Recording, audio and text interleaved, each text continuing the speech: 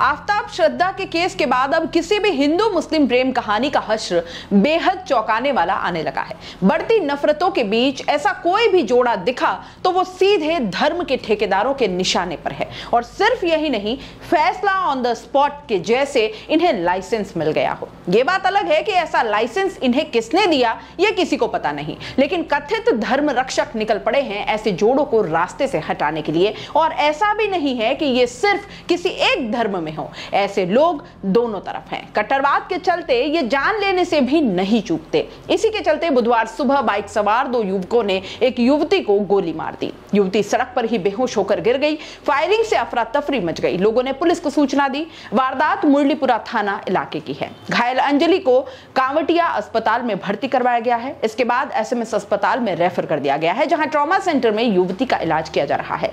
उसकी हालत फिलहाल स्थिर है। एसएचओ मुरलीपुरा ने बताया कि युवती रोड नंबर 5 पर स्थित आयुर्वेदिक शॉप पर काफी समय से नौकरी कर रही थी। रोड नंबर 5 पर ही उसे गोली मारी गई। विद्याधर नगर की रहने वाली अंजलि ने कुछ समय पहले ही इंटरकास्ट शादी की थी। पीड़ित ने पुलिस को बयान दिए हैं और इसके आधार पर अब जांच की जा रही है। उधर अंजलि के पति अब्दुल लतीफ कहते हैं कि मेरे परिवार के लोग काफी समय से परेशान कर रहे थे। मेरे रिश्तेदार रियाज खान ने पीठ पर गोली मारी है। अंजलि ने भी रियाज की आवाज सुनी है, उसे पहचान लिया था। इस पूरे मामले में पुलिस की लापरवाही के कारण यह सब हुआ है।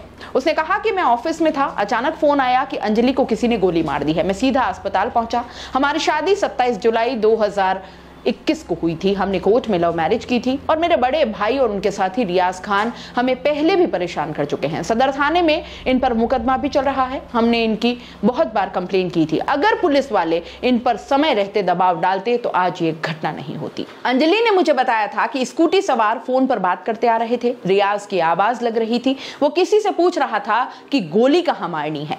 शादी के बाद से ही अंजलि को जान का डर था। कोर्ट से भी सुरक्षा को लेकर मांग की थी। वह मुरलीपुरा में पल्लवी स्टूडियो के पास गली में रहती है। बुधवार सुबह करीब 10 बजे काम पर जाने के लिए घर से पैदल निकली थी। घर से 1.5 किलोमीटर दूर जाते ही 10:29 पर उसे गोली मार दी गई। जहां गोली मारी गई वो जगह उसके ऑफिस से कुछ ही मिनट की दूरी पर है। पुलिस ने बताया कि आसपास लगे हुए सीसीटीवी फुटेज को खंगाला जा रहा है। संदिग्धों की तलाश के लिए विशेष टीमों का गठन कर लिया गया है। एसएमएस के ट्रॉमा के प्रभारी जगदीश मोदी बताते हैं कि युवती को इमरजेंसी में लाया गया है, एग्जामिन कर लिया गया है, स्पेशलिस्ट की टीम को बुला लिया गया है। युवती की पीठ में गोली लगी है और गोली शायद अभी शरीर के अंदर ही है। इसकी जांच की जा रही है। हालात अभी स्टेबल है। अभी सभी तरह की जांच के बाद ही पूरी जानकारी मिल पाएगी। इस बीच अंजलि की मां भी बेटी को देखने अस्पताल पहुंच गई। उन्होंने कहा कि बदमाशों को जल्द से जल्द गिरफ्तार किया जाए। मेरी बेटी अपने पति के साथ खुश थी। जिन्होंने घटना की है उन्हें जल्दी ही गिरफ्तार करें। टेलीविजन पर चलती नॉनस्टॉप नफरती डिबेट्स, घंटों घंटों हिंदू मुस्लिम वाले शोज, नेताओं के भड़काऊ बयान और लोगों के दिलों में सुलगती नफरतों को और हवा देने वाली घटनाएं जिम्मेदार हैं ऐसी वारदातों के। करिए यही बातें, करिए यही देखिए, फैलाइए नफरतें, बिछाइए लाशें, कर दीजिए सफाया। फिर इस देश में संविधान की क्या जरूरत है, कानून की क्या जरूरत है, मीडिया की भी क्या जरूरत है, जब दिखाना एक तरफा ही है। होती रहेंगी ऐसी घटनाएं। आफताब श्रद्धा जैसी, अंजलि अब्दुल जैसी और भी न जाने कितनी ही बेटियां दोनों तरफ से नफरत का शिकार होती रहेंगी। किसी एक के पास ये ठेका नहीं है ना, दोनों धर्मों में है ऐसे ठेकेदार। दीजिए और शेयर दीजिए। याद रखिए, आज अच्छा लग रहा है, पर एक दिन जब अति होगी तो पछताएंगे सब।